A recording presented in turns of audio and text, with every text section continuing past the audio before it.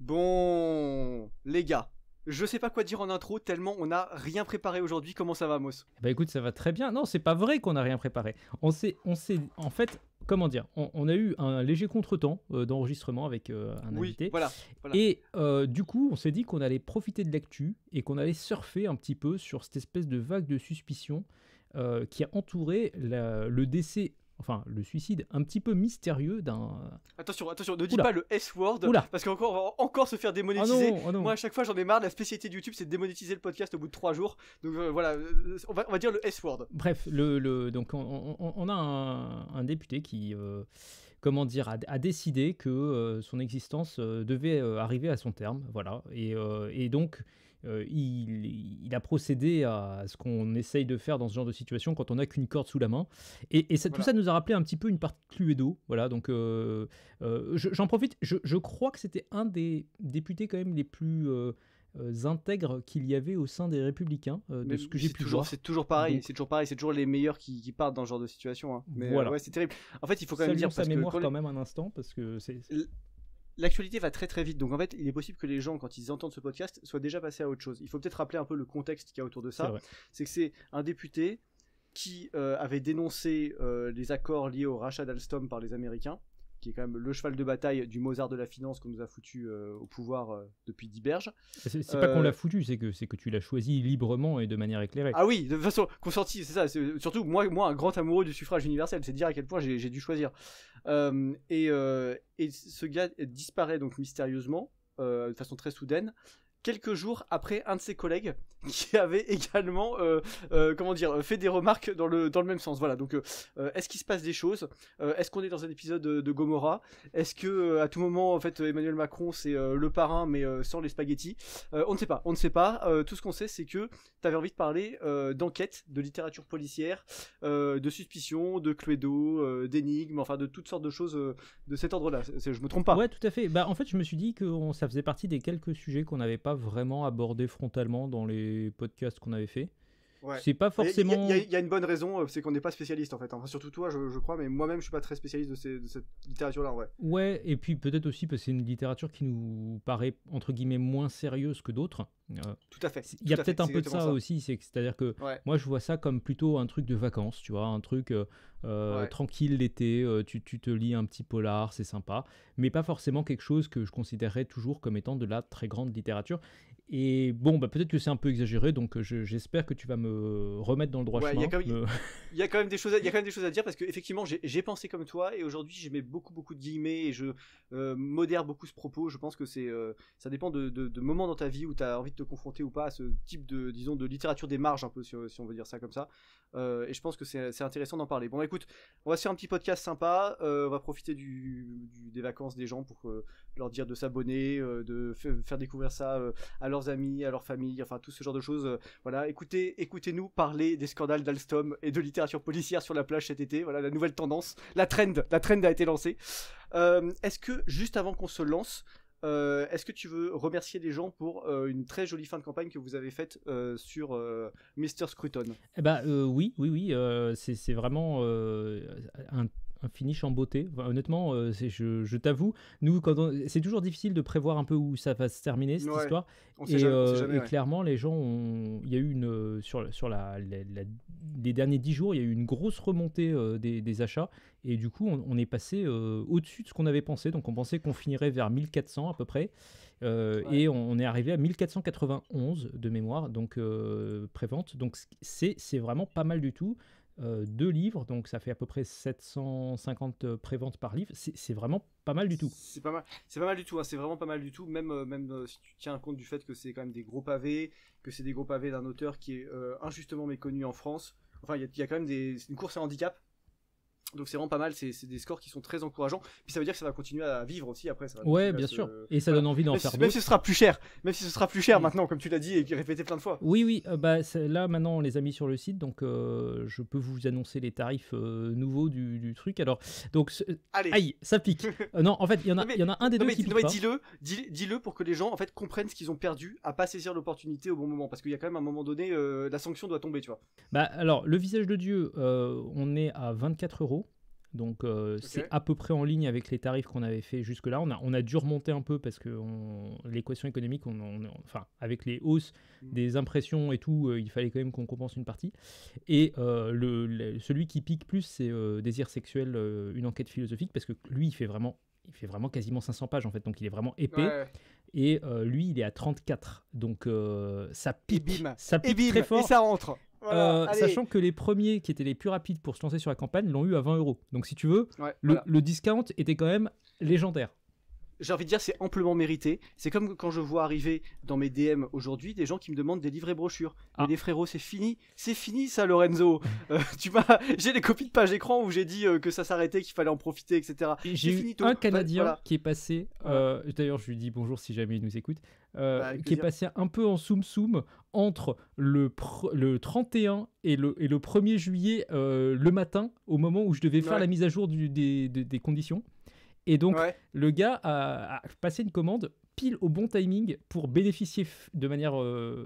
Tu sais quand même la commande. Tu sais, parce que Alors, ça, du coup, tu l'as fait à perte. Non, mais en fait, je l'ai contacté. Je lui ai dit, voilà, écoute, t'es gentil, mais en fait, là, je peux pas te l'expédier parce que, genre, si j'ai bien fait les calculs, ça va valoir au moins 20 balles. Donc, Ouais. il faut que tu Plus que ça, rajoutes 15 € là pour que je puisse Ouais. être dans, enfin, ne pas perdre de sous Ouais. en te faisant l'expédition. Le gars était hyper cool, donc il m'a dit, ouais, il n'y a pas de souci, Ouais. je te fais un virement de 15 balles de plus.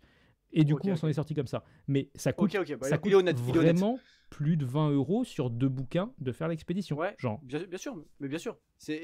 Bah, les gens n'ont pas voulu le comprendre, maintenant ils vont le comprendre, mais c'est terrible parce qu'en fait, comment dire, on a besoin du tarif qu'on avait avant livret brochure et maintenant bah, on l'a plus, c'est terrible. Nous à la Giberne, on a quand même réussi à faire la prouesse de baisser les frais de port vers l'étranger malgré l'arrêt du livret brochure dans certains cas, mais c'est toujours dans des cas où les gens prennent 2 ou 3 livres d'un coup. Ouais. Pour les cas à un livre, ça fait mal. Et alors évidemment, quand vous êtes dans l'Union Européenne, on s'arrange. En vrai, on s'arrange. On trouve des solutions et ça peut être intéressant. Les Suisses, ça fait mal. Suisse, c'est compliqué, Les Anglais, ça fait mal. Mais alors la douleur extrême, c'est les Américains et les Canadiens. Alors là, vraiment, ça se fait. Hein. Si vous prenez d'un coup tout le catalogue, franchement, ça revient à pas très cher par bouquin. Mais franchement, si vous en prenez 2 bouquins, oui, ça vous fait très très mal. Bah, comme ton gars là, tu vois. bah voilà. Donc en fait, quelque part, moi, le tarif livret brochure, je suis pas un défenseur absolu des tarifs privilégiés ou je sais pas quoi. C'est juste que, en fait, techniquement, là, la Poste a décidé de tuer d'un coup tous les débouchés Ouais, extérieurs non, mais vers surtout certains que c'est une pays. erreur. Et donc, Mais c'est une erreur, voilà. c'est une erreur de dire ça. C'était pas un tarif privilégié. C'est juste le vrai tarif. La Poste, en fait. Oui, Tu sais, c'est vrai. comme, En plus, oui. tu vois, on en parlait la dernière fois un peu avec la SNCF, mais tu sais, ils ouvrent des lignes en France en ce moment, et d'un coup, tu vois qu'ils arrivent miraculeusement à baisser leurs tarifs, alors qu'avant ils mettaient des billets à 130 balles, ils les mettent à 70 ou 80 € maintenant. Donc en fait, c'est-à-dire qu'ils peuvent. Et la Poste, c'est vraiment ça. C'est-à-dire qu'en fait, le livret brochure, faut imaginer que c'était vraiment le vrai tarif, le vrai coût du truc, et que tous les autres tarifs qui vous mettent à 20-30 €, quoi qu'ils en disent, et ils sont très forts pour mentir là-dessus, c'est de la marge qui se met dans la poche et qui part dans des trucs. On sait pas où ça part d'ailleurs parce que ils arrivent à être en déficit malgré ça. Je sais pas qui doivent payer et combien pour perdre tout cet argent. Enfin bref, donc tout ça pour dire, et là on a des signatures de contrats qui sont en train de se faire là, petit à petit, donc je vais pas en parler pour l'instant, j'attends que tout ça se termine, mais il y a des trucs très sympas qui arrivent après, donc Bah écoute, comme chez toi je top. pense, vas-y. Ouais. Bah oui, non, mais chez moi, il y a beaucoup de choses. Alors après, là, comme on avait dit la semaine dernière, on va faire des petites pauses de podcast. Vous aurez encore un épisode la semaine prochaine. Après, on va faire une petite pause estivale. Mais sachez que nous, on continue à bosser pendant les pauses estivales et qu'il y a des choses qui vont se tramer. Moi, j'ai déjà dit, la collection Héritage arrive avant la fin de l'année. Il y aura des nouvelles publications de romans avant la fin de l'année. On discute pour des trucs vraiment intéressants en 2026. Peut-être que le Hussard va prendre une petite chronique littéraire dans un ou deux médias. Je ne dis rien parce que c'est pas signé encore pour l'instant, mais c'est dans les cartons. Enfin, il y a 2-3 petits trucs vraiment intéressants pour la suite. Et je parle pas des nouveaux sponsors, des nouveaux formats, des nouveaux projets de vidéo. Enfin voilà, il y a vraiment plein de trucs intéressants. Donc, bah écoutez, les choses sont beau fixes. J'aimerais moi remercier très brièvement les gens pour l'accueil qu'ils ont réservé à Rolf. Vraiment ça a été top, on a fait un super lancement, je suis vraiment content, les retours des lecteurs sont absolument élogieux, vraiment ça fait vraiment plaisir. Je crois que à l'heure où j'enregistre ce podcast, on a que des avis note maximale sur le livre qui sont arrivés par les lecteurs qui ont laissé des avis. Donc vraiment très très positif. L'interview de l'auteur sur la chaîne secondaire a été très bien reçue. Enfin voilà, je suis extatique et l'auteur aussi. Donc merci à tous, merci pour vos retours, merci pour votre confiance et puis voilà, bon bah on va pouvoir se faire un petit podcast. Est-ce que t'es prêt? Eh ben je suis prêt, vas-y, tu peux lancer le générique. Eh ben générique. Regagnez le carré! Feu!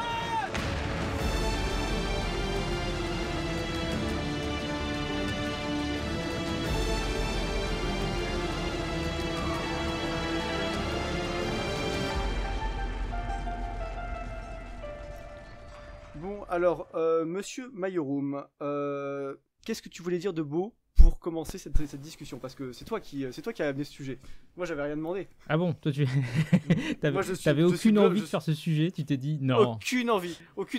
Moi, je voulais chiller, je voulais aller sur la plage et c'est toi qui m'as ramené là-dessus. Bah en fait non, mais j'ai trouvé intéressant si tu veux que quelque part on retrouve ces espèces d'ambiance un peu soviétoïdes quand même, on va pas se mentir, tu sais, avec des disparitions un petit peu mystérieuses qui sentent un peu les pays du tiers-monde, les républiques un peu bananières, où t'as des types qui disparaissent, oh pas de chance, il s'est suicidé, machin, on sait pas trop, et je trouve, enfin ça évoque plein de choses d'un point de vue littéraire, c'est-à-dire que à la fois t'as le côté, donc là j'ai dit soviétoïde, donc forcément t'as un côté aussi un petit peu peut-être paranoïaque en fait des types pendant le communisme en particulier qui se disaient est-ce que je vais peut-être y passer, est-ce qu'on va m'emmener au milieu de la nuit, on sait pas trop où dans les goulags.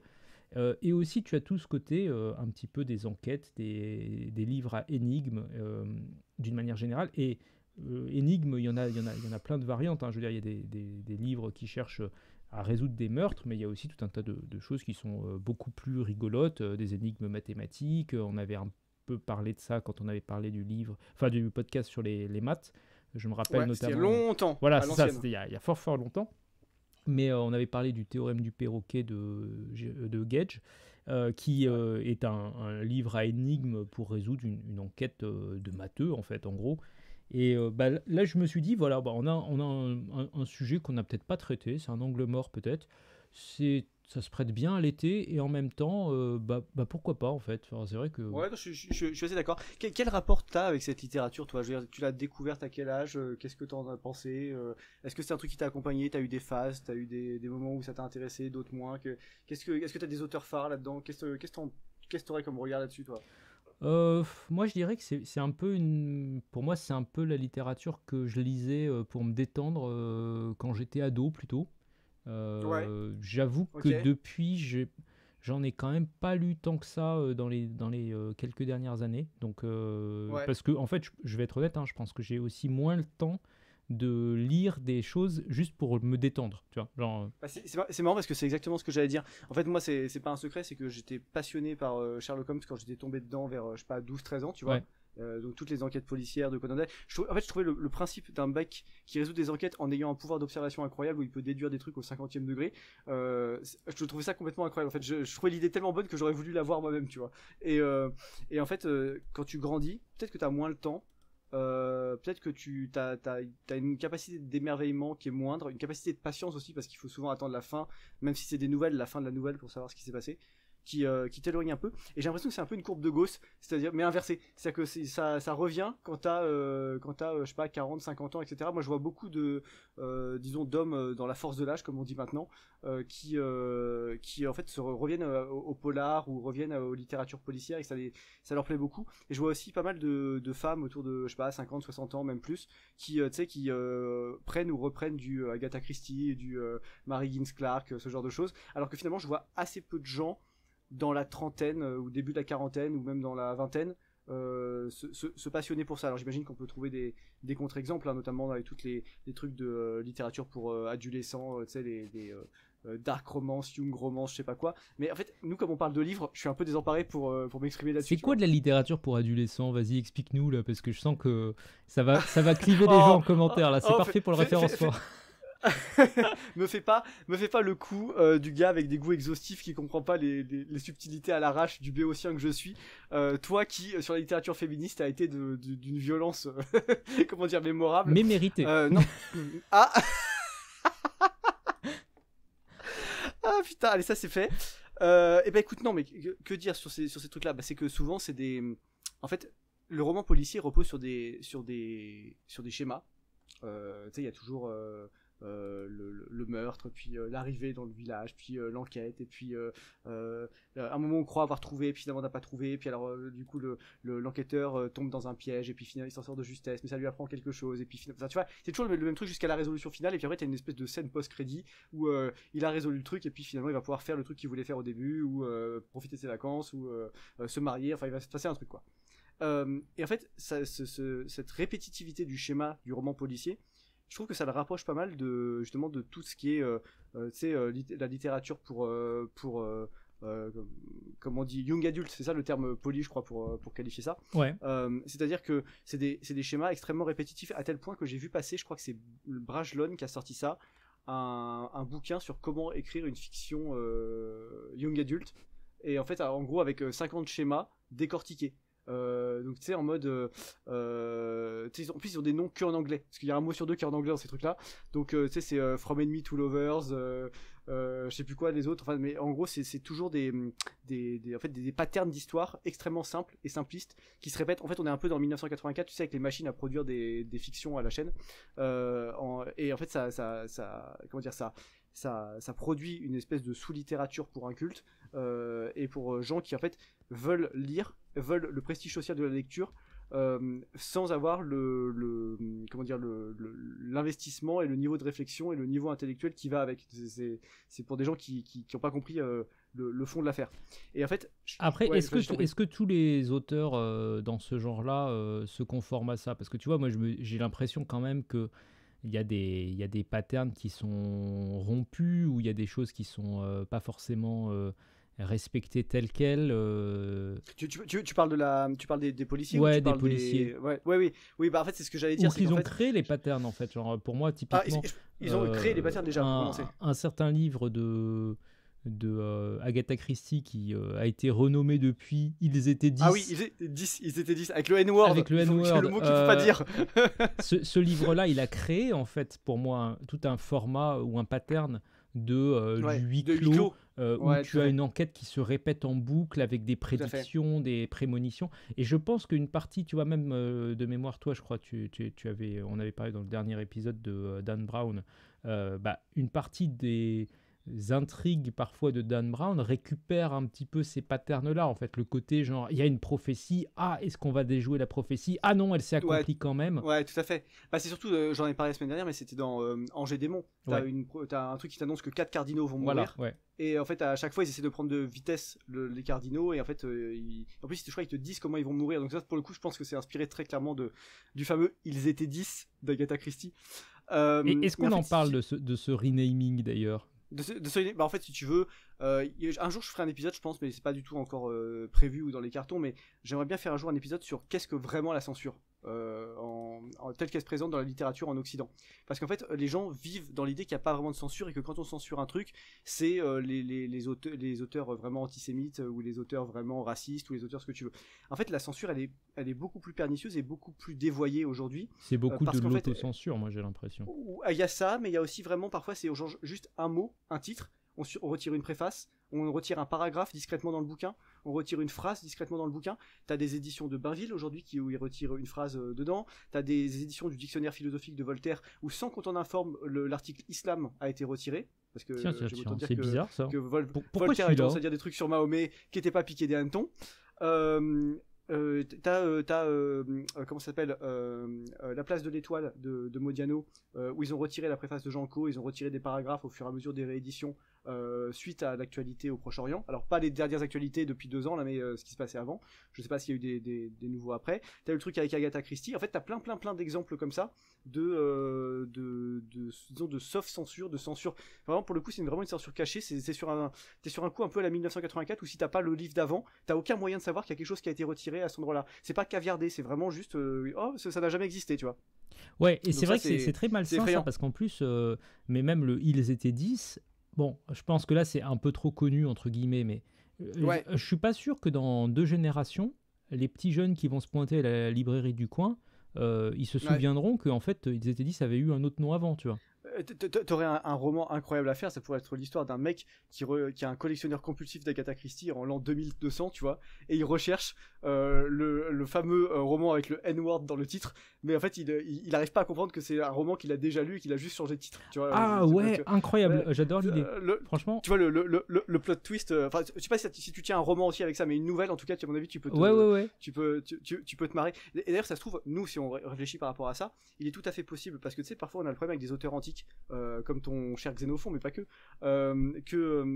parfois on a des œuvres qui sont écrites, on les connaît que par oui dire, et en fait ça se trouve c'est parce que quelqu'un les appelait d'un autre nom que le nom qu'on connaît aujourd'hui. Même pas forcément pour des raisons de censure, mais c'est juste que le nom d'un texte est moins arrêté dans l'Antiquité. Tu sais, c'est le texte qui parle de ça, quoi. Tu vois, c'est beaucoup moins figé avec un titre, un ISBN comme on a aujourd'hui, tu vois.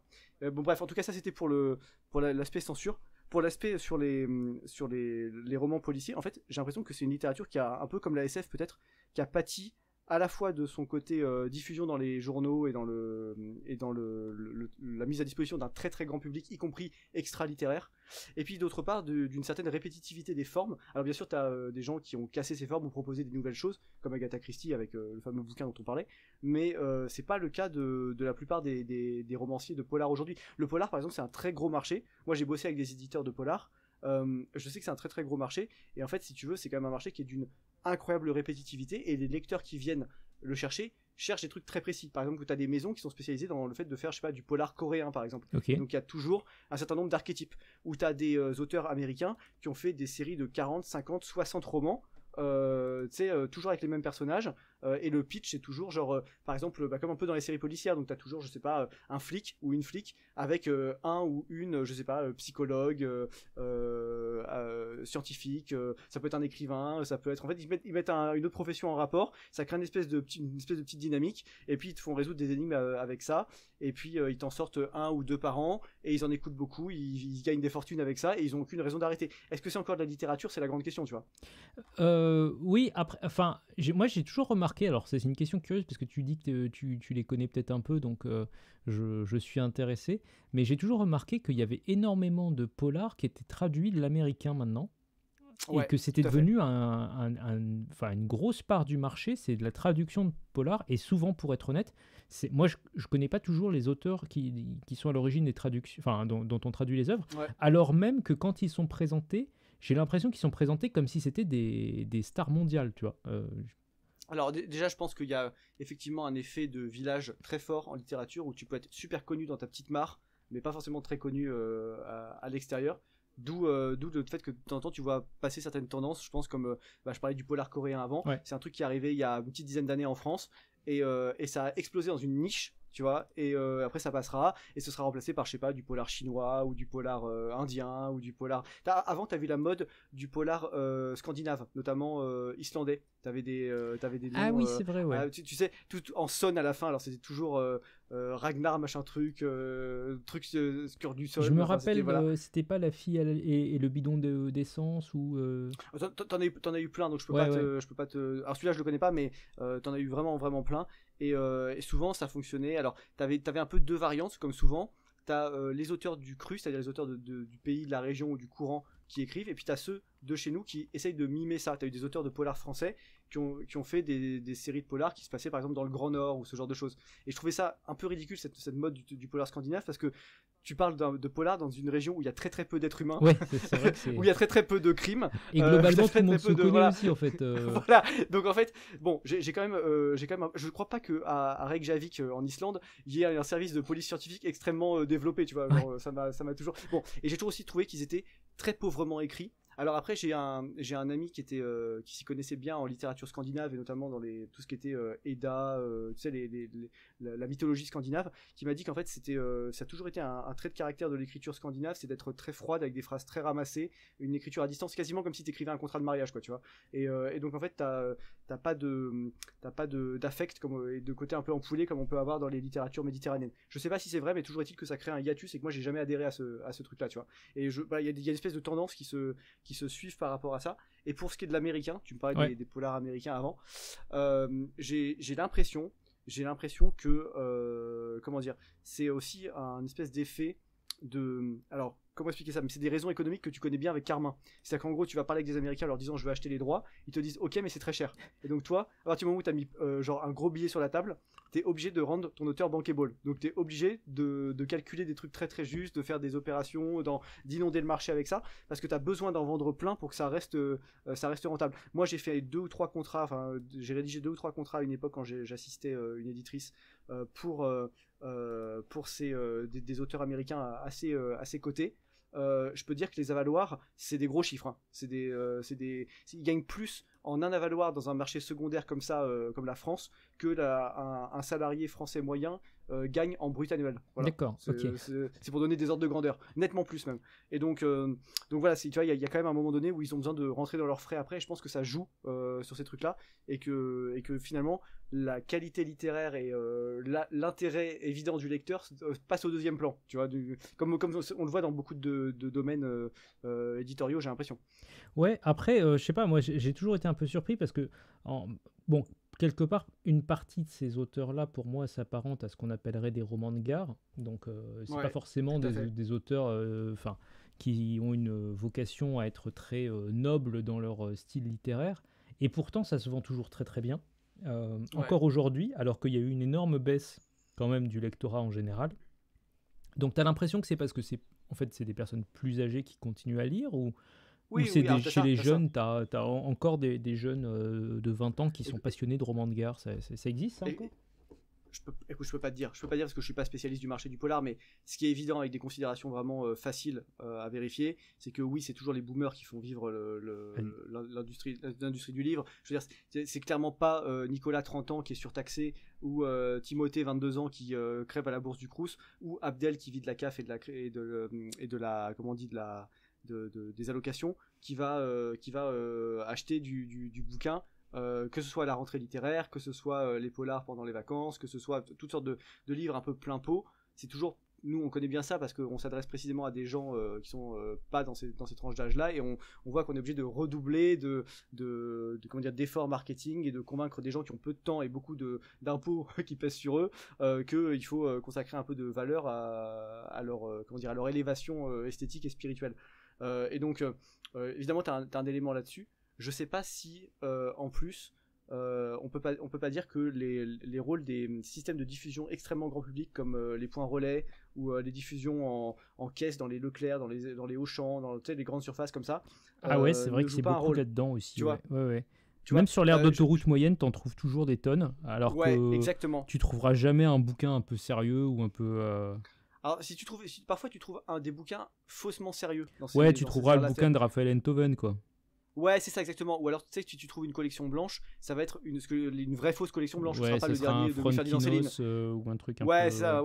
Un Funkinos ou un Slimani ou peut-être un Annie Ernaux l'année où elle avait eu le Nobel, tu vois. Mais tu vois, c'est dire ce que ça vaut en réalité ces choses-là. Et ouais, effectivement là-dessus, je pense que parce qu'il y a un effet d'aubaine. Tu sais, t'es à la caisse. Oui.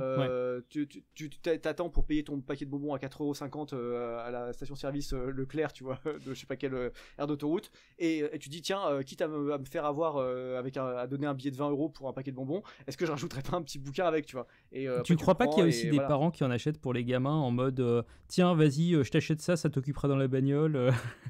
Alors tu sais, t'avais une maison d'édition qui est toujours d'ailleurs spécialisée là-dedans, c'était Bambou. Tu vois, ils font des BD. Oui. Tu sais, c'est eux qui font les profs, etc. Et eux, en fait, le truc qui est dingo avec ça, c'est que je crois que leur marge sur une BD, c'est quelque chose entre 15 et 30 centimes par BD qu'ils gagnent. Et en fait, si tu veux, ça te laisse imaginer qu'ils sont ultra prospères. Hein. Donc c'est sur la quantité qu'ils vendent en fait. Ils vendent parce qu'en fait, ils font des BD. Si tu regardes, c'est souvent entre 10 et 15 €, mais plutôt 10-12. Et en fait, c'est un no-brain en fait pour beaucoup de gens. C'est-à-dire que ton gamin il dit une BD c'est marrant. En plus, tu sais, c'est ultra calibré ces BD là. C'est une page, des gags c'est sur une page. Donc en fait, tu peux en lire une, deux et arrêter. C'est des personnages récurrents. C'est des personnages que tu connais. Donc là, j'ai cité les profs, mais ils avaient décliné à l'infini. Il y avait ceux qui faisaient de la musique, ceux qui faisaient de la moto, ceux qui partaient en vacances. Il y avait des vieux, il y avait des jeunes. Enfin, peut-être. Ils avaient ciblé toutes les catégories sociales et ils avaient inondé le marché. Je pense que à peu près tous les gens qui avaient des gosses dans les années 90-2000 qui avaient entre 5 et 15 ans ont au moins une BD Bambou chez eux, tu vois. Genre ils ont vraiment vomi sur le marché comme jamais, quoi. Bon, est-ce qu'on reviendrait quand même pas côté polar? Toi, qu'est-ce qui t'avait donné envie d'aller lire des polars à la base, en fait? Si c'est le côté genre il va se passer un truc, l'énigme, la qualité littéraire, je sais pas. Tu te souviens du premier livre un peu polar que tu as lu ou... Ouais, parce que c'était Sherlock Holmes. C'était une étude en rouge de Sherlock Holmes. Et je l'avais lu pour la bonne et simple raison qu'en fait, ma mère en avait marre de me voir jouer aux jeux vidéo. Elle m'avait envoyé à la bibliothèque. Elle m'avait dit reviens avec un bouquin. Et en fait, à la bibliothèque, je sais même plus comment, mais j'étais tombé sur... c'est rapide, hein, c'est bref, hein, une étude en rouge. Hein, ça doit faire... c'est un roman qui fait, je sais pas, 100-120 pages, quoi. C'est short novel, quoi, comme disent les anglo-saxons. Et donc effectivement, ça se lisait facilement et j'étais tombé dedans. Et en fait, j'avais découvert après que chez mes parents, il y avait un gros pavé, tu sais, les éditions bouquins, dans lesquelles tu avais tout. Je crois qu'il y en avait 2 qui ça rassemblait tous les Sherlock Holmes. Et en fait, du coup, c'était très simple parce que je risquais pas de manquer. Je pouvais les lire un peu à la chaîne. Alors, j'ai pas tout lu en une fois, mais je pense que sur 2-3 périodes de lecture, je les ai tous dévorés, tu vois. Et ça, c'est le premier truc qui m'a attiré. Et je crois que il y a aussi le côté où tu t'attaches vraiment aux personnages sur le temps long et tu as le plaisir de retrouver les personnages dans plusieurs histoires. Qu'un truc que tu as aussi dans les séries ou que tu as aussi dans les mythes et légendes. Enfin, tu as ça dans d'autres structures. Et je crois que ça plaît beaucoup aux gens. Tu sais, il y a un petit sentiment de proximité avec les personnages. Tu vois ce que je veux dire? Les gens qui lisent typiquement les Maigret, là, Maigret, pardon. Maigret, c'est autre chose. Maigret, c'est un plat de vacances. Ma langue à fourcher. Les Maigret, c'est un peu ça, en fait. Les types, ils finissent par s'attacher à cette espèce de personnage un peu bourru, mais finalement sympa. Ouais, tout à fait. Et d'ailleurs, tu le vois aussi dans les adaptations télé, en fait. C'est ce que j'allais dire. Parce que Maigret, l'adaptation avec Bruno Kremer là, qui jouait le rôle de Maigret, je pense que ça c'est un peu la version télévisuelle de Bambou dont je parlais avant. Tout à fait. Ils ont inondé le marché en fait. Je pense qu'en fait tous les boomers au début de leur retraite se sont posés pour regarder Maigret, je sais pas où ça passait, sur France 2 ou un truc comme ça. Genre France 3 à 15h, tu vois. Ouais, voilà, c'est ça. Et regardez, et c'était toujours les 4 mêmes épisodes qui passaient en boucle, avec Maigret qui promenait, Bruno Kremer, donc l'acteur qui jouait Maigret, qui promenait sa bedaine, qui était désobligeant avec les gens. Et en fait, si tu veux, c'était l'inspecteur Colombo, mais qui a trop mangé. En fait, si tu veux, c'était un peu ça. Et il y avait un côté, en fait, je sais pas, ça m'a toujours frappé, moi, en tout cas de ces adaptations télé, parce que j'en ai vu quelques-unes. C'est le côté, à la fois, c'est censé être un truc policier, et en même temps, il n'y a jamais d'action. Genre, le sommet de l'action, c'est qu'il y a un type qui dévale des escaliers, tu vois. C'est comme Derrick. À l'époque, t'avais Guy Carlier qui tenait une chronique télé, et il avait une phrase que je trouvais légendaire. Il disait, dans Derrick, une cascade, c'est ouvrir une porte. et en fait, je trouve que c'est exactement ça. C'était d'une lenteur. C'est-à-dire que même les punchlines en fait étaient lâchés de façon théâtrale, pas du tout réaliste en fait. Je parle de Maigret. En fait, il parlait mal, mais d'une façon qui est pas ta façon de parler mal normale à quelqu'un dans la vie quand tu t'embrouilles avec quelqu'un ou quand tu veux le déstabiliser. C'était très poseur en fait. T'avais l'impression de regarder des mecs qui se regardaient jouer en fait. Et dis donc, le mioche, tu vas pas me filouter quand même, hein? C'est à la limite du sketch des inconnus, tu sais, le fameux sketch là où ça s'appelle pas de radis pour le cave ou un truc comme ça, où tu sais ils ont fait une parodie de films noirs des années 30. Ah oui, je vois dans la série là sur les cinémas là. Ouais, exactement. Et en fait, à un moment donné, il y a un des personnages qui se met à parler normalement et les autres le comprennent plus. Donc en fait, ils sont obligés de revenir en argot, tu vois. Parce qu'en fait, ça c'est un autre truc dont on n'a pas parlé, mais c'est le rapport au cinéma populaire avec cette littérature populaire. Parce que j'ai l'impression qu'en France, il y a eu ça beaucoup. Mais avant nous, aux États-Unis aussi, enfin avant nous et en même temps, ça a continué. Il y a eu vraiment toute cette époque du film d'enquête noire avec justement l'archétype de l'inspecteur qui en trench, qui va mener des enquêtes, tu vois, en fait c'est un truc à mon avis on trouvait déjà dans les années, enfin faudrait vérifier, mais je pense que dans les années 20-30 t'as déjà ça au cinéma. Tu peux aller le voir pour $1, tu vois, et t'es bien, tu profites de l'air conditionné, t'oublies que les Japonais vont attaquer Pearl Harbor, tu vois, t'es détendu, voilà. Et je pense qu'en France on a un peu ça. Chez les Américains, dans les films un peu vintage, souvent c'est imbriqué dans un concept qu'on a peut-être moins en France, qui est le film de tribunal en fait. Ouais. Tu sais, en gros, tu suis un procès, et au milieu, il y a des trucs qui se passent, et il y a un type qui doute, et du coup il va mener une enquête. Ouais, t'avais beaucoup ça avec Hitchcock. Hitchcock a fait des cas comme ça. Et même, alors là c'est l'occasion de la citer, pour le coup c'est pas forcé, avec Ayn Rand dans La Source Vive. À la fin t'as la scène du procès qui est, en fait, et c'est pas, je dis c'est pas forcé parce que Ayn Rand, une des choses qui l'ont fait qu'elle est venue aux États-Unis, c'est qu'elle était fascinée par le cinéma populaire américain, enfin ce qu'elle en percevait en Russie, notamment les westerns et justement tout ce qui était enquête, policier ou shérif, enfin tout ce genre d'univers là. Et je pense que ça a beaucoup joué, et que en plus ça va avec le côté un peu self-made man américain, tu sais, l'homme seul qui résout des situations, qui améliore sa condition, enfin ça résonne avec des valeurs d'individualisme fortes dans la société américaine, j'ai l'impression. Oui, et honnêtement, je pense que vraiment dans les polars, il y en a eu des polars il y a un sacré paquet. Donc, tu as dit Hitchcock, tu prends Ouais. Vertigo, il y a un peu de Ouais, ça tout à fait. déjà. Tout à fait. Mais il y a eu d'autres auteurs un peu connus des années classiques du cinéma en noir et blanc américain. Tu prends un Ernst Lubitsch, il y a des trucs qui sont aussi un Ouais, peu dans cette tout à fait. vibe-là. Et il y a pas mal de films, je crois que c'était Sidney Lumet, où c'est un peu ça. Même j'ai revu il n'y a pas très longtemps Casablanca.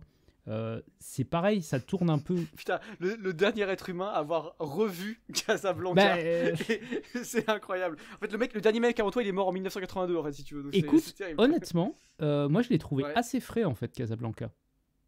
Ah ouais? Qu'est-ce qui t'a. Je trouve que ça n'a pas, plus ça a pas particulièrement tant vieilli que ça en fait. C'est Ouais. Alors, faudrait que t'expliques un peu pour les auditeurs qui ont moins de 20 ans.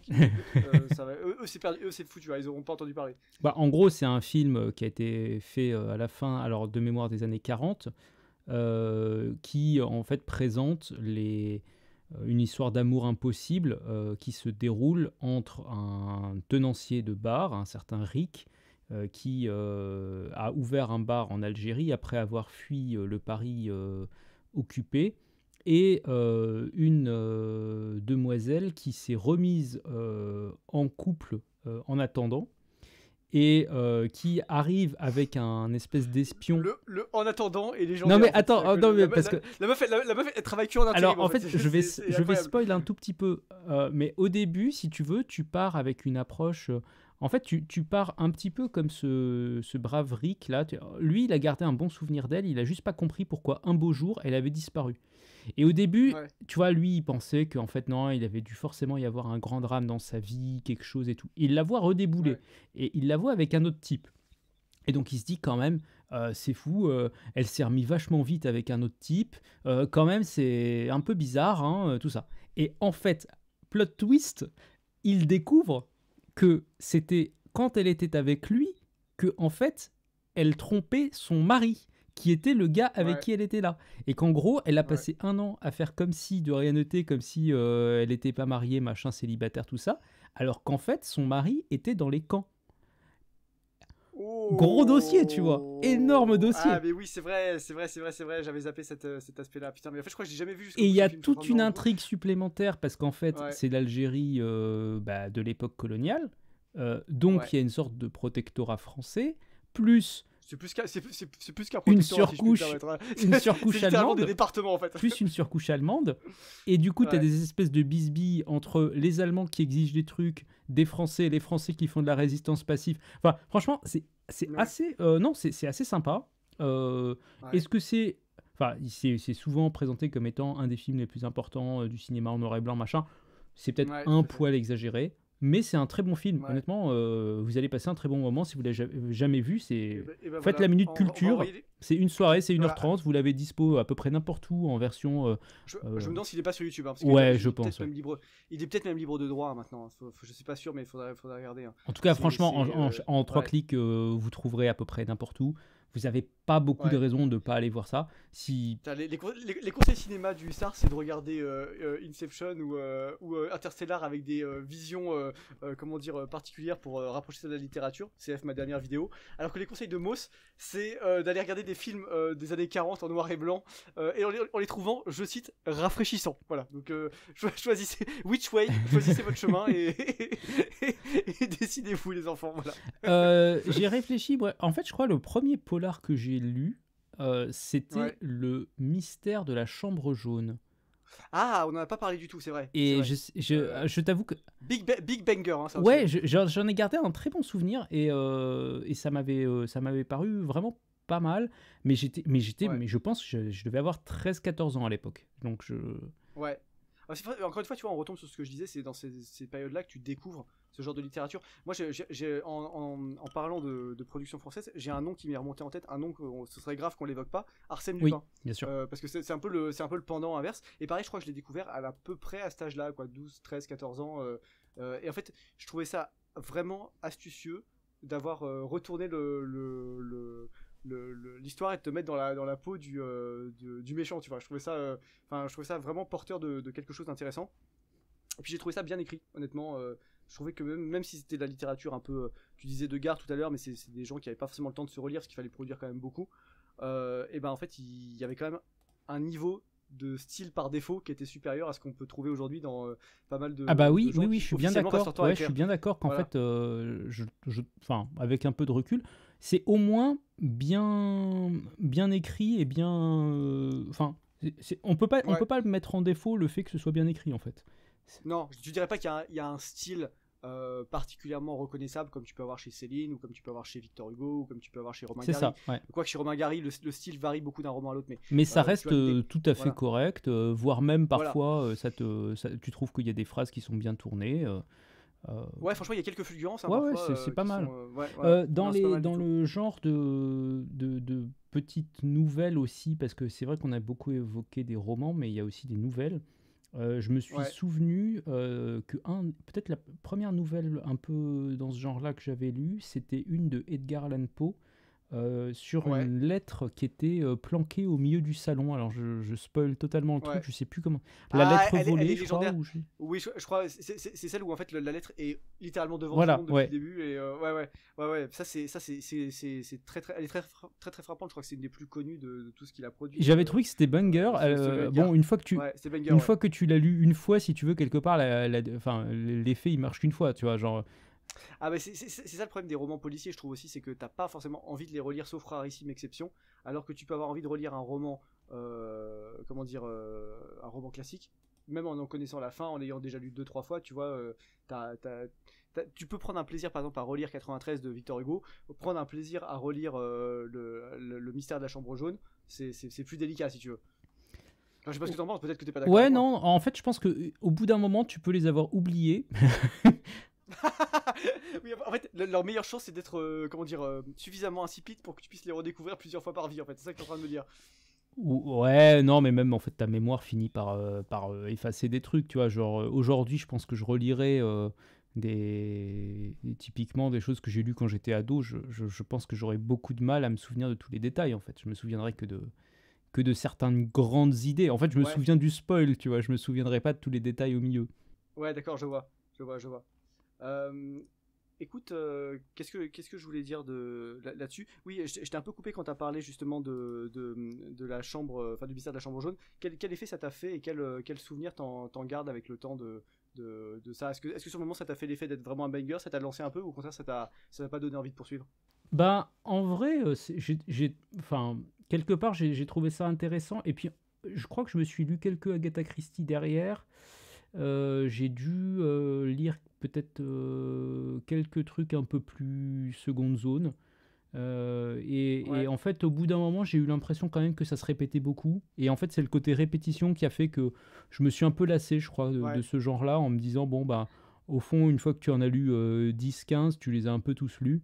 Et c'est peut-être Bah, bon. c'est ce qui plaît, c'est à la fois ce qui plaît à beaucoup de gens, je crois, et ce qui déplaît à beaucoup de gens. C'est ça qui fait que t'as des gens qui lisent que du policier Ouais. et d'autres qui ne lisent, qui peuvent pas en lire. Je connais des gens, par exemple, dans ma famille qui ont passé l'agrégation et qui me disaient, après leur agrégation, ils pouvaient tellement plus réfléchir, tellement genre leur cerveau était cuit, qu'en fait, ils ne pouvaient lire que des romans policiers ou des trucs comme ça, où en fait, la structure, tu la connais. Donc tu sais où ça va aller, t'es pas surpris. Et il y a des gens très casaniers intellectuellement à qui ça peut plaire, ou des gens qui sont dans des situations où ils ont envie d'être dans une zone de confort, tu vois.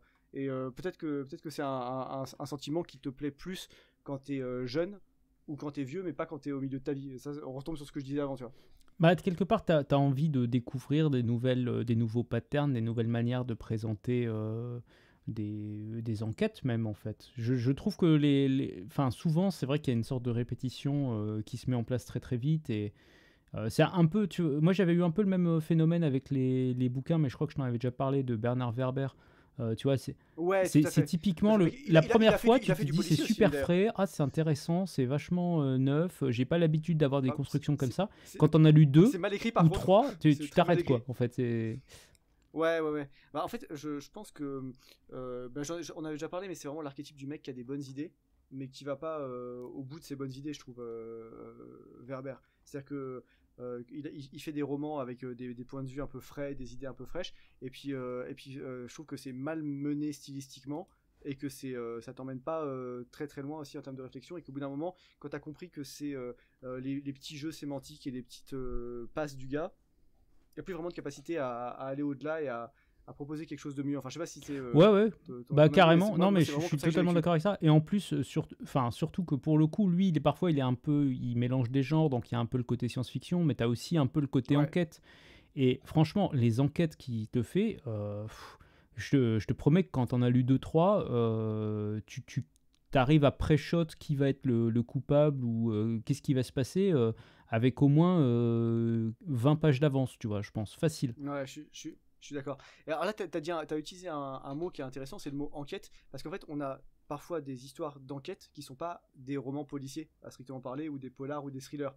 Tu vois, même parfois, t'as des romans ou des films où tu sais jamais vraiment si c'est une enquête ou pas. Tu vois, le film, bah, puisque tu as cité une référence de Boomer, j'en cite une autre, le fameux film Blow Up, je pense que tu en as déjà entendu parler, Ouais. qui est un film, tu sais, je crois que c'est des années 60, c'est vraiment post-mai 68, hein. C'est un film que je trouve détestable, mais en gros qui narre une enquête qui ne démarre jamais en fait. Les personnages font un peu n'importe quoi, c'est très contemplatif, ils partent dans tous les sens, et les crimes sont jamais élucidés, enfin il n'y a pas de structure narrative traditionnelle, et c'est quelque chose qu'on peut retrouver sous une toute autre forme dans une production beaucoup plus récente et beaucoup plus connue, qui est American Psycho, Ouais. tu sais, de Bret Easton Ellis, parce qu'en fait t'as quand même ces histoires de meurtre, et en fait il n'y a jamais d'enquête, à tel point que même quand il y a un aveu de Patrick Bateman, le personnage principal, il n'y a pas comment dire, il n'est pas arrêté, il n'y a pas de condamnation, il n'y a pas d'enquête, il n'y a rien, on croit juste que c'est une blague, quoi. Et on n'arrive jamais à savoir à la fin s'il y a vraiment eu crime ou pas. Et même si certains crimes sont vrais et d'autres sont faux. Une espèce d'ambivalence là-dessus. Et je trouve que, tu vois, on parlait un peu des formes déjà convenues et qui se répètent et tout. C'est un bon moyen d'en sortir, c'est de faire des romans qui s'inscrivent en partie dans des dynamiques de policiers, mais tout en proposant autre chose à côté, avec une vision parfois plus philosophique ou plus satirique sur la société. Et ça, je trouve que c'est quelque chose qui est assez intéressant, tu vois. Dans les films récents, parce que puisqu'on en est aussi parlé, peut-être on peut parler un peu aussi des Ouais. films, etc. Toi, tu as des films qui t'ont plu avec des enquêtes, ou des trucs. Bah t'as eu alors je sais pas si on peut dire que c'est une enquête, mais t'as eu le film Parasite, tu sais, Ouais, qui a eu la coréen palme, là. ouais, tu l'as vu ou pas? Ouais, tu Je l'as l'ai vu? vu, oui. Ouais, bah moi j'ai trouvé, alors c'est marrant parce que ce film, je trouve que y a des gens qui ont pas aimé. Moi j'ai vraiment bien aimé parce que je trouve que la première partie elle est vraiment assez drôle. On est sur de la comédie satirique, on est un peu chez Gogol, quoi, c'est sympa. Et puis la deuxième partie, pour le coup, elle est vachement plus difficile, enfin cruelle. Sombre, Enfin, ouais. le film arrive vraiment, ouais, à être très très sombre. On arrive à passer vraiment de la comédie vraiment de meurtre quasiment à un thriller au milieu, avec vraiment, on pourrait quasiment dater à la frame près le moment où ça bascule. C'est le moment où, tu sais, où il y a l'ancienne comment dire, intendante qui vient sonner à la porte là. Et en fait c'est un film que j'ai trouvé assez intéressant là-dessus. Après, évidemment, l'enquête n'est pas vraiment le cœur de cette histoire, parce que l'enquête, elle est très très vite faite. Alors, en fait, ce qui ressemble le plus à une enquête, attention spoilers, c'est à la fin quand le fils découvre que son père continue à vivre dans le bunker et qu'il va voir les messages en morse qu'il fait, tu sais, avec la lampe dans le couloir. Et ça, c'est ce qui se reproche le plus d'une enquête, parce que pour le reste, tout est relativement évident pour le reste. Mais tu vois, je trouvais que la structure de ce film a été assez originale, et que il y avait un côté un peu universel et en même temps très rafraîchissant par la culture coréenne, tu vois, par d'autres référentiels qu'on n'a pas forcément en France ou en Europe. Et je trouvais ça pas mal du tout. Toi, t'as bien aimé, Oui, toi? oui, non, j'ai trouvé intéressant aussi. Bon, il a été vachement célébré par la critique, mais c'est vrai que les gens ont soit adoré, soit détesté. C'est vrai que la deuxième Ouais, partie m'a paru très sombre par certains aspects, mais ouais. en tout cas, enfin, oui, je suis d'accord. Non, il y a des aspects d'enquête qui sont intéressants. Et moi, j'ai revu il y a pas très longtemps Le Nom de la Rose, qui date, je pense, Ah des oui, oui, années oui. 90. Je sais pas exactement daté. Soit ça, soit 2000, hein, mais c'est l'un ou l'autre, hein. Ouais. C'est Sean Connery à la grande époque, Ouais, hein. ouais, ouais, tout C'était à fait. ouais, ouais. Il est vraiment excellent, ce film, Et vraiment j'ai, excellent. Tu veux pitcher un peu pour les oui, gens oui, qui auraient pas lu, parce que c'est un roman à la base, hein. C'est tout ça qu'il à faut fait, dire aux c'est un gens. roman à la base, et là c'est adapté par Jean-Jacques Hano. Et Ouais, donc, pour le pitch, en gros, c'est donc Sean Connery et son assistant qui arrivent dans un monastère reclus où il y a eu un meurtre, et en fait les meurtres vont continuer à se répéter à intervalles réguliers pendant tout le film, et aussi dans le livre en fait. ouais, Et donc il y a une sorte d'enquête qui se déclenche, et il se trouve qu'on fait venir l'Inquisition parce que quelque part ça remonte assez haut cette affaire, et on sent bien qu'il y a des gens qui essayent de couvrir un petit peu ce qui est en train de se passer et qui espèrent quelque part que l'Inquisition va permettre, par un jugement un peu rapide sur l'air de il y a un sorcier qui traîne dans la région, de clôturer le dossier. Et donc le Sean Connery en question dit bah non, attendez, on va aller jusqu'au bout de tout ça. Il va très loin pour. Qui d'ailleurs, je t'interromps, mais il joue un personnage qui s'appelle Baskerville. Et je sais pas si tu sais, mais Baskerville, c'est le chien des Baskerville, c'est un des Sherlock Holmes les plus connus. Donc c'est de toute évidence une référence au caractère policier de ce roman. J'avoue que n'ayant pas lu le livre et n'ayant aucune idée de quand est-ce qu'il a été écrit, c'est le livre c'est Umberto Eco, n'est-ce pas? Ouais, Umberto Eco, c'est un livre qu'il a dû écrire dans les années, je vais pas dire de bêtises, mais je dirais années 80 peut-être. Et voilà. Et c'est Umberto Eco est mort âgé, il est mort en 2016 si je dis pas de bêtises. Donc tu vois, il a vu le. Donc il a forcément vu, ouais, ok. Parce que j'avais un vieux doute, tu vois, je me disais, est-ce que c'est vraiment une coïncidence, est-ce que non, enfin bon. Ah non, c'est vraiment. Et Umberto Eco était un homme d'une culture incroyable qui avait une bibliothèque. Peut-être t'as des images sur internet si tu vas aller voir la bibliothèque d'Umberto Eco. Mec, il a une bibliothèque qui est plus grande que les appartements de la plupart des gens. En fait. Ouais. Donc, voilà. Tu veux dire qu'on pourrait faire plusieurs appartements à Paris avec, c'est ça? Ouais, je pense qu'il avait peut-être bien 40 mètres carrés ou 50 mètres carrés de bibliothèque, sans exagérer du tout. Hein. Et c'était quelqu'un qui avait une culture absolument encyclopédique et qui parfois justement avait ce côté très italien de pas savoir où il avait lu une information, pas pouvoir la prouver, mais elle était quand même vraie. Tu vois, et ça le rendait, moi ça m'a toujours rendu très très sympathique ce côté-là. Et dans le bouquin justement, dans Le Nom de la Rose, t'as aussi beaucoup de digressions philosophiques, de duels théologiques qui sont vraiment ramenés à la portion congrue dans le film, mais qui sont vraiment très très importants dans le bouquin. Oui, j'ai découvert même une branche, une hérésie que je connaissais pas. Une sorte d'hérésie, j'appellerais ça du néo-communisme. En fait, du paléo-communisme. Les types, si tu veux, essayaient de se convaincre que Jésus ne possédait rien du tout, même pas ses propres vêtements. Tout à fait, oui. C'est ça le truc, c'est le grand débat. Est-ce que Jésus possédait ce et que du coup, ce qu'il faudrait faire, c'est littéralement tuer tous les gens qui possèdent quelque chose. Et c'est là où j'appelle ça du communisme avant l'heure.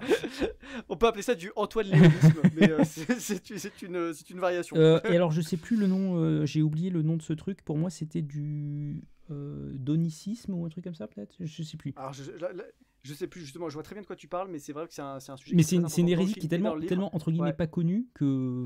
Ouais. Mais Umberto Eco avait une connaissance vraiment sur l'histoire médiévale notamment. Mais tu sais, il avait fait aussi un autre roman qui s'appelait Le Pendule de Foucault, qui était une espèce de compilation de théories du complot, mais tu sais, poussé très très très très loin. Et en fait, de façon extrêmement perturbante et extrêmement dérangeante, où il y avait des rapports, des liens entre tout. Ça faisait un bouquin qui était volontairement difficile à lire, où tu butais dessus. Bref, je voulais pas t'interrompre plus longtemps. C'était en train de narrer comment Baskerville est allé enquêter sur les meurtres dans le. Bah alors, je peux spoil la totalité, hein, mais. Oui, voilà, spoil la totalité parce que l'astuce finale, elle est quand même bien trouvée, quoi. Le plot twist final. En fait, il finit par observer un pattern commun chez tous ces décès, c'est qu'ils ont tous les doigts un peu noirs et la langue noire. Et donc il finit par se dire tiens, c'est quand même étrange, qu'est-ce qui peut bien expliquer tout ça? Et en fait, il finit par se rendre compte que c'est probablement qu'ils ont tous tourné les pages d'un même livre, en fait. Et donc, le livre en question, de quel livre s'agit-il? Alors de Xénophon. Je spoil. Non, c'est un livre de Aristote. Ouais, c'est la poétique. Non, la comédie. Non, sur la comédie, ou le comique. Oui, enfin, je sais plus exactement le. Je crois que c'est les comiques le nom qui est retenu dans la version française du film. Voilà. Donc en fait, et il découvre que c'est le grand bibliothécaire qui a en fait essayé de dissimuler ce livre tout en permettant à certains de le lire. Ah, les Josiane de la bibliothèque étaient le méchant. Voilà, du début. Voilà. On ne se méfie jamais assez des fonctionnaires et des communistes. Insane. Voilà. Bref, non, franchement, très bon film. Ça fait passer vraiment un bon moment. Et en plus, je trouve que c'est intéressant parce que tu découvres tout un envers du décor sur tout ce qui est justement les débats théologiques. La dimension un petit peu inquisitrice, tout ça, quoi. Donc vraiment, allez-y. C'est vraiment bien fait. Alors après, moi j'ai remarqué que tu vois, ça fait partie de ces œuvres qui génèrent des réactions vraiment tranchées de la part des gens. je connais que des gens qui trouvent ça génial, qui ont adoré, ou des gens qui détestent, parce qu'ils trouvent ça long, lent, parce que le film est assez long quand même, hein. Ils trouvent ça un peu jargonnant, ils trouvent que ça va pas à droite au but, qu'on comprend pas tout, ils ont pas les références, ils trouvent ça caricatural, ils trouvent... Il y a plein de trucs comme ça. C'est un film qui a... il a quand même été très bien apprécié, et il figure dans les classiques du cinéma, mais je dirais que tu as 20 à 30% de gens qui sont pas contents quoi, quand ils le voient. Donc est-ce que vous êtes un aptère qui va faire un rejet, ou est-ce que vous allez embrasser la culture encyclopédique d'Umberto Eco? Voilà, vous pouvez aller vérifier en regardant le film et en lisant le livre. Je crois que le livre est même pas si long que ça, enfin il est long mais il est pas si long que ça, donc ça se tente, voilà, ça se tente sur la plage cet été à la place d'un polar. Oui, franchement, non, mais honnêtement, je pense qu'il y a de quoi passer un très très bon moment, c'est vraiment très agréable. Je sais pas, dans les films récents, toi t'as vu des films ou des enquêtes récentes qui t'ont vraiment plu ou... Alors tu sais, moi déjà je vais peu au cinéma. Il y a un truc que j'ai vu, mais tu peux pas vraiment l'assimiler à une enquête, c'est le Monte Cristo. Oui, oui. Tu vois, on n'en a pas parlé, mais d'une certaine manière, c'est une espèce d'enquête à l'envers. C'est-à-dire que c'est le mec détricote un crime qui a été commis contre lui d'une façon toute particulière. Je sais pas si tu savais, mais c'est tiré d'une histoire vraie, le conte de, oui, ça je savais, Monte ouais. Cristo. C'est ce qui rend ça encore plus génial. Qu'est-ce que j'en ai pensé de ce film? J'avais fait une vidéo dessus pour en parler. Pour moi, c'est pas le conte de Monte Cristo, au sens c'est pas le bouquin. Genre il y a trop de libertés qui ont été prises par rapport au matériau originel. Je trouve aussi que Pierre Ninet, j'ai un peu de mal à le trouver que c'est un conte de Monte Cristo crédible. Je trouve qu'il manque un peu de... Enfin, j'arrive pas à m'imaginer qu'il a fait 15 ans de cabane. Ouais, c'est vrai qu'il est un peu frêle pour ça, ouais. Voilà, c'est un peu ça le truc que j'ai. Je pense que, en plus, tu vois, le casting français déborde enfin, pas déborde pas, mais on a plusieurs gars qui peuvent jouer un peu des hommes un peu plus épais, qui peuvent jouer très bien ce rôle-là. Je pense même pas forcément à Dujardin. Hein, il y a Lafitte dans le casting du film. Il aurait été quand même peut-être plus convaincant pour physiquement, je veux dire. Hein, je dis pas après en termes de jeu de rôle, pas de jeu de rôle, mais de jeu d'acteur. Mais bon voilà. Mais sinon, moyennant toutes ces réserves, j'ai trouvé quand même que c'était un film qui était beau, qui était agréable à regarder. J'ai pas eu l'impression de regarder Monte Cristo, mais j'ai eu l'impression de regarder un bon film quand même. J'ai passé un bon moment. La photographie était franchement pas mal. Oui, la photo est bien, ouais. Ouais. Il y a une scène, un moment où ils se battent la nuit dans Paris, qui je trouve catastrophique d'un point de vue d'éclairage. Je pense qu'il faut virer la personne qui a fait l'éclairage sur cette scène, mais vraiment. Par contre, le reste du film est vraiment magnifique. Il y a un parti pris que j'ai pas aimé mais que je respecte. Je trouve que les personnages s'expriment de façon un peu empoulée dans les dialogues, un peu comme s'ils s'exprimaient comme dans un roman en fait. Tu sais, dans un roman on a tendance à écrire un peu plus à un niveau de langue un peu plus élevé que la façon dont on parle dans la vie de tous les jours. Et j'ai trouvé que c'était plutôt bien fait dans le film. Enfin, ils avaient pris ce parti pris, c'était tenu quoi. Encore une fois, moi j'ai pas aimé, j'aime quand c'est un peu plus naturel, mais au moins voilà, ils ont joué leur truc et ils l'ont fait. Voilà, je sais pas ce que t'en as pensé toi, mais j'ai trouvé que c'est pas du tout ni une bouse infâme ni un chef-d'œuvre absolu. C'était un bon film, une moyenne haute, j'ai envie de dire. Oui, moi j'ai trouvé que c'était très bien dans l'ensemble. La photo m'a plu. J'ai trouvé qu'effectivement il manquait un peu d'épaisseur peut-être par rapport à ce qu'on attendrait du rôle. Puis il y avait Depardieu qui l'avait joué avant. Ouais, c'est vrai que en fait quelque part parfois on le met, mais physiquement en fait il colle pas à tous les archétypes masculins en fait. Et je veux dire, tu peux pas imaginer un type qui a passé effectivement 15 ans en cabane et qui pèse moins de 90 kilos déjà. Tu vois, c'est bizarre en fait. Ou alors si, mais tu aurais pu jouer le côté très frêle et tout, mais ça va pas avec le côté où on te le vend pas non plus comme un espèce de chat maigre. Ouais. On te le vend plutôt comme un espèce de gars très lambda et tout. Et en fait j'ai l'impression qu'ils ont essayé de calquer sur le cinéma français le modèle un peu du jeune éphèbe dégingandé à la Timothée Chalamet que nous refont en ce moment les Américains. Or, ce qui marche dans Dune, parce que le physique de Chalamet colle relativement bien avec l'image qu'on peut se faire de Paul Atreides, ça marche pas avec comment s'appelle-t-il, avec Dantès, ouais. dans Monte Cristo, tu vois. C'est bon, mais en fait, si tu veux, les mecs qui ont réalisé ce Monte Cristo, c'est ceux qui avaient commis le catastrophique Trois Mousquetaires avant.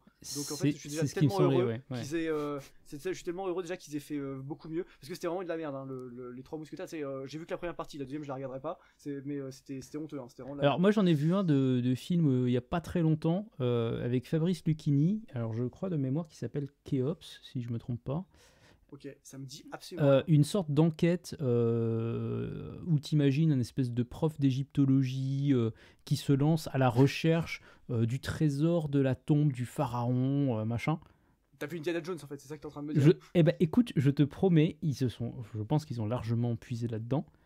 Et Ouais. en fait, c'est incroyable parce que les mecs ont réussi à hybrider ça avec, tu sais, ce côté film français d'auteur un peu chiant, quoi. Genre, Ah oui, donc c'était pas un bon film, c'est ça que t'es en train de me dire. honnêtement, c'était assez catastrophique dans l'ensemble. C'est-à-dire que moi, j'aime beaucoup Lucchini en général. J'aime pas tous ses films, mais le plus souvent, je suis quand même, je passe un bon moment.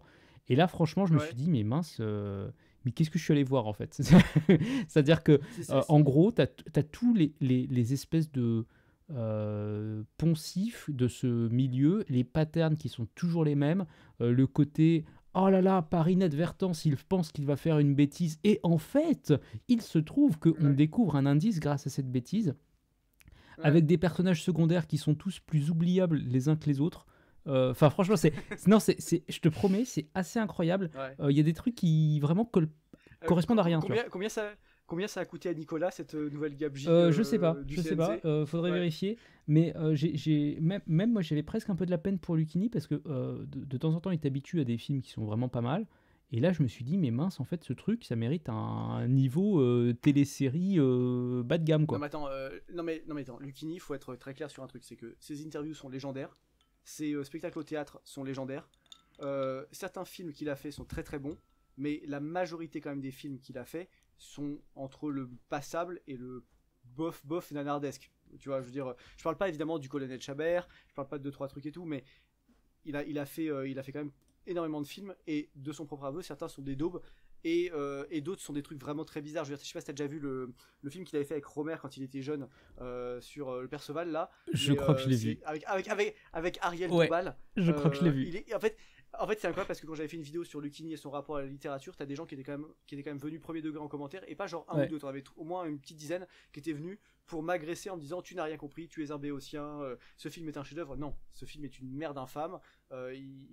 J'ai aucun problème avec le fait qu'un film fasse des références savantes ou des trucs comme ça, mais si c'est fait de façon indigeste et fanfaronne et creuse, ça fait un mauvais film. Et Lucchini, il a quand même ce côté un peu. Il a quand même joué dans des films parfois surintellectualisants comme ça. Et je dis pas que c'est le cas ici avec celui-là, hein, mais là clairement il est en dessous là. Voilà. C'est sous-intellectualisant là. Et tu vois, par exemple, moi je l'ai vu dans la très très mauvaise série sur Bernard Tapie, tu sais, qui s'appelait Tapie. Ouais, je vois très bien. Ouais. Très très mauvaise série. Je l'ai pas vu, mais qui a elle-même asymptomatique de à quel point les Français n'arrivent pas à comprendre. En fait, parce que Bernard Tapie, c'est un personnage qui est hors norme pour la culture française, parce que c'est un gars qui voulait faire de l'argent, qui avait ça. Il veut faire du bise. C'est déjà hors norme, tu vois. Et puis, c'est ça exactement. En fait, c'est quelqu'un qui n'a pas peur de l'argent, qui n'a pas peur d'entreprendre, qui n'a pas peur de se prendre des gadins et de rebondir. Ils te le font passer pour un espèce de demi-gogol qui arrive à rien dans le bouquin, qui est dirigé par sa quéquette et qui est incapable enfin, pas dans le bouquin, dans la série, je veux dire, et qui est incapable de concrétiser quoi que ce soit. Mais Lucchini joue un rôle au début de la série. Il est le premier investisseur de Tapie. Il joue un personnage extrêmement roublard qui va tout lui prendre et qui va être un ami puis un ennemi acharné. Et pour le coup, il fait une très très grosse perf, tu vois. Donc je pense que le problème de Lucchini, c'est pas un problème de jeu, c'est un problème de capacité à s'entourer de gens qui savent mettre bout à bout les briques de façon à faire un bon film, tu vois. Et je pense que malheureusement en France, on en manque. Je crois que c'est un peu ça. Alors moi, un des meilleurs que j'ai vu avec lui, je crois, dans le genre petite comédie sympa, c'était Les Femmes du 6e étage. Je sais pas si tu l'as vu. Alors j'en ai entendu parler, je l'ai pas vu, et je crois que lui c'est un des films qu'il a bien aimé justement faire. J'ai bouffé l'interview de Lucchini, j'en ai mangé des quantités astronomiques, mais j'ai pas vu ce film là. Bah franchement pas mal, tu vois. Enfin, bon, c'est pas non plus un truc qui va te transformer. Tu sens qu'il y a quand même un gros agenda idéologique derrière, hein, on va pas se mentir, parce que si tu veux, globalement on te parle des Portugaises qui viennent s'installer en France, tout ça, tu comprends très vite que derrière en fait il faudrait relire ça avec d'autres personnes qui pourraient venir s'insérer en France, etc. Bon bref, je vous la fais pas, je pense que les gens ils ont l'habitude, ils savent décrypter, tu vois. Mais dans l'ensemble, non, franchement plutôt sympathique, avec une ambiance un peu légère, tu sais, hein, les comédies un peu à l'italienne où c'est un peu vif, ça s'enchaîne bien et tout. Ciao ragazza. Tu vois pas le côté, en fait, typiquement, moi je trouve le pattern classique de la comédie française, c'est genre il y a une idée vraiment originale sur les 20 premières minutes, et en fait, Ouais. après les 20 premières minutes, personne n'en fait rien. Tu vois, genre les mecs, ils ont eu une fulgurance, il se passe un truc, et en fait, Ouais, ouais. ils en font rien du tout. Et du coup, ça finit Non, par mais- s'enliser, et donc tu passes la deuxième moitié du film à te dire, mais pourquoi ils en font rien de tout ça? C'est nul, quoi. Ouais. Mais t'as ce syndrome avec beaucoup de films français, mais pas que. Hein, t'as le syndrome avec pas mal de films qui ont des excellents matériaux originels et qui arrivent à se niquer par rapport à ça. Et même par rapport pour revenir un peu sur les romans policiers dont on parlait avant, il y en a un. Parce qu'en fait, à un moment donné, je bossais avec des éditeurs de polar. Et je faisais pas mystère que moi j'y connaissais pas grand chose en polar et que c'était pas ma cam principale. Ouais. Et j'avais sympathisé avec une éditrice qui était vraiment très chevronnée, qui était vraiment une femme d'une extrême intelligence, enfin qui avait traduit des grands auteurs de polar, qui avait fait une thèse en littérature anglaise sur le polar quand elle était jeune. Enfin, tu vois, c'était quelqu'un d'un certain âge qui avait vraiment des bons réseaux. Elle m'avait fait découvrir une petite pépite qui est, je crois, introuvable aujourd'hui. C'est le polar s'appelait Julius Winsome. Je connais C'est même le nom pas. du personnage. Ouais. Voilà, c'est pas le nom de l'auteur, c'est le nom du personnage, donc le roman s'appelle comme ça. Et en fait, c'est l'histoire d'un mec qui est une espèce d'ermite très doux. C'est un espèce, on dirait un homme déconstruit, quoi, si tu veux. Il vit dans une cabane au fin fond du Maine, un peu tout seul. Il télétravaille, si tu veux. Je sais qu'il bosse par correspondance ou un truc comme ça. Il lit beaucoup. C'est un gros lecteur. C'est quelqu'un qui est très non violent, qui est très gentil, etc. Et en fait, il a qu'un seul ami vraiment important, c'est son chien. Et il s'entend extrêmement bien avec son chien et il a une relation très fusionnelle avec lui. Et un jour, en fait, son chien est tué par des chasseurs dans la région. Et le mec fait une Breaking Bad, en fait. Il devient le plus gros prédateur, le plus gros apex que tu peux imaginer. Et en fait, donc il bascule et il va éclater les mecs, mais il va les éclater. Quand je te dis qu'il va les éclater, il va se reconstruire, mais à une vitesse, si tu veux, on dirait l'Allemagne après la Deuxième Guerre mondiale, en fait. Et si tu veux, c'était un bon bouquin. Et en fait, comment dire, le truc qui était décevant, c'est que le pitch était vraiment bon. Et que en fait on sentait que tout le bouquin était un peu tiré sur cette idée, alors qu'en fait c'est une idée qui aurait dû par exemple occuper, je sais pas, le premier tiers du bouquin, et après on aurait enchaîné avec autre chose, avec je sais pas des conséquences pénales, ou alors une suite à la Rambo, ou alors on découvre qu'il a rêvé une partie de ça, ou que, enfin tu vois, il y a plein de manières de rebondir là-dessus et d'amener quelque chose de neuf pour le lecteur. Et souvent, c'est le problème de cette littérature, c'est que je trouve que c'est une littérature d'une seule idée. C'est-à-dire qu'ils ont une idée, ils la tirent, tu vois, alors ils te la tartinent au maximum, 1 millimètre d'épaisseur pour que ça tienne tout le long du truc. Et je pense que tu as un peu ça avec les films français dont on parlait avant, ou avec ce genre de production un peu, disons, standardisée et subventionnée, parce que ça va souvent ensemble. Bon, et écoute, je pense qu'on peut refaire une petite page de pub sur ces bons mots pour défendre une littérature qui n'est ni subventionnée ni standardisée, et c'est peut-être encore plus important d'être pas standardisé. Ouais, alors quoique ça devient un point d'honneur de pas être subventionné au bout d'un moment, tu vois, quand tu vois ce que ça fait. Mais écoute, passer à la giberne, est-ce qu'on a des bonnes enquêtes? Rolf, dans une certaine mesure, c'est une enquête policière. L'Hydre, ça pourrait être une enquête policière si les flics n'avaient pas pris un coup d'épée à la page 2. Qu'est-ce qu'on a de beau? On a des... Même quelque part, celui de Jules Lacroix, là, c'est un petit... Il y a un petit peu une dimension enquête aussi. Ouais, il y a une... Oui, tout à fait. En fait, c'est carrément une post-enquête parce que ça a déjà été jugé, mais c'est au lecteur de rejuger et le lecteur va juger d'une façon différente. Même les bibliophiles, hein, ça se termine par pas une enquête policière, mais un procès. J'en raconte pas plus pour ceux qui veulent aller voir. Enfin bref, il y a plein de choses à faire. Et je sais que chez Carmin, alors vous n'avez pas d'enquête policière à proprement parler, mais vous avez quand même Chesterton qui a écrit aussi des romans policiers. Ouais, Faver Brown, c'est sa série de romans policiers. Ouais. Je crois qu'ils sont dispo en français, même si je suis pas complètement certain, pour être tout à fait honnête. En partie certain, dans une édition très vieillotte. J'avais regardé il y a mais ouais, c'est vrai que lui, il était connu pour aussi ce côté-là. Et c'est ça qui est moi je trouve assez fascinant avec un type comme Chesterton, c'est que c'est un gars qui a fait des bangers en poésie, en philo, en théologie et en polar. Genre c'est tellement tellement bizarre comme agrégation de genres différents que tu te dis mais attends mais il avait combien d'heures par nuit ce garçon, pourquoi il était passionné de trucs aussi divers, c'est incroyable. En fait je pense qu'il grossissait, il enflait de tellement qu'il dormait pas pour produire plein de bouquins stylés à la chaîne, tu vois. Donc bah ouais, écoute, c'est pas mal du tout. Vous avez pas grand chose de lié sinon à des enquêtes policières, hein, je réfléchis. Bon, Dalrymple pourrait éventuellement fournir un petit peu. quelques patterns c'est vrai. classiques de... Ah, tiens, si, je sais pas si tu veux que la vidéo soit définitivement démonétisée, mais j'ai vu Utilise des euphémismes. Euphémismes que j'ai tu vas vu dire. passer une enquête assez intéressante du Guardian qui est parue cette semaine sur la passion récente des jeunes femmes anglaises pour les méthodes de strangulation au moment des actes de copulation. Voilà. Est-ce que c'est OK D'accord. avec l'algo là C'est ok, mais consenti ou non Alors, consenti? visiblement largement même demandé par les demoiselles en question. Ah oui, d'accord. Ok, donc non, c'est elle qui demande à subir, c'est pas elle Tout qui à essaie fait. d'appliquer d'accord. Et Ok. figure-toi que c'est devenu la deuxième cause d'AVC chez les femmes de moins de 40 ans, tellement c'est répandu. Déjà que les Anglais sont pas très belles et pas très intelligentes, on va pas aller Et bien loin, en par plus exemple. de ça, même dans des cas modérés, genre en gros des trucs qui se passent à peu près bien, c'est-à-dire pas avec des gros sauvages et tout, et qu'il n'y a pas de conséquences visibles, Putain, en fait, c'est horrible. même dans ces cas-là, tu as des lésions cérébrales qui ont été repérées par des analyses, si tu veux. Tu as des études Ouais. là-dessus. Et un des trucs que j'ai trouvé Qu'est-ce que les gens intéressant, sont c'est bêtes, que putain. je reconnecte ça avec Dalrymple et avec un peu le propos de ce podcast. Apparemment, c'est une des nouvelles modes en matière d'excuses de la part des criminels, en fait. Parce que ça fournit un Ah ouais, super alibi. elle m'avait demandé. Elle m'avait demandé. Exactement, ça fournit un super alibi à des types en mode ah non mais en fait oh oups elle est plus vivante mais en fait c'est normal, c'est parce qu'elle m'avait demandé un truc et puis ça a mal tourné. Bah, tu sais, J'ai trouvé ça j'avais vu super glauque et en même temps je trouve que c'est intéressant parce que ça fait partie des trucs dont on parle littéralement pas en fait alors que visiblement ça a l'air d'être un phénomène de société, tu vois, parce que quand tu commences à dire que tu rentres dans le podium des causes d'AVC, c'est que c'est horrible quand même.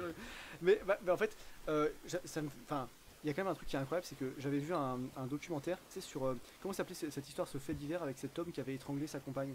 Tu sais, ça a défrayé la France là.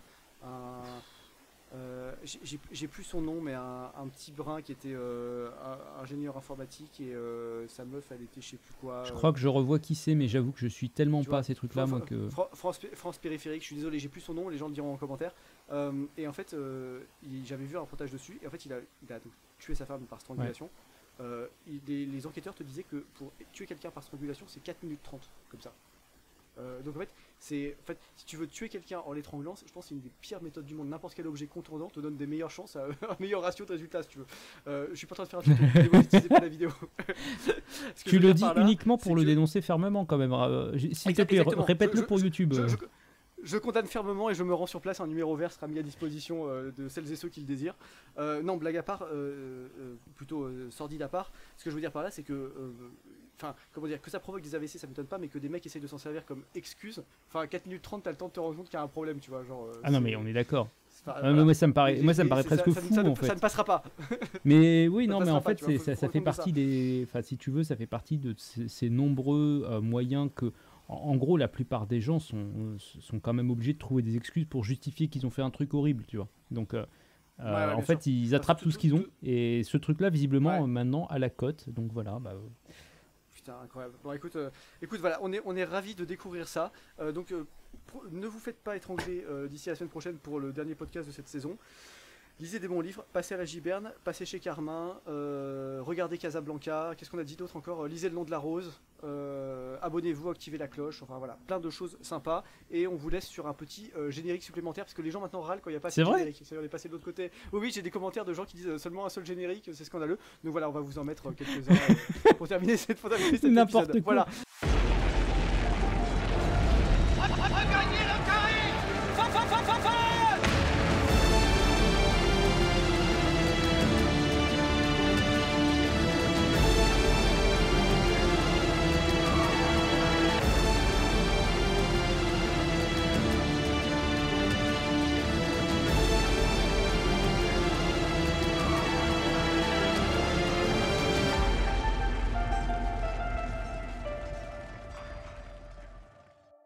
Allez, ciao, salut.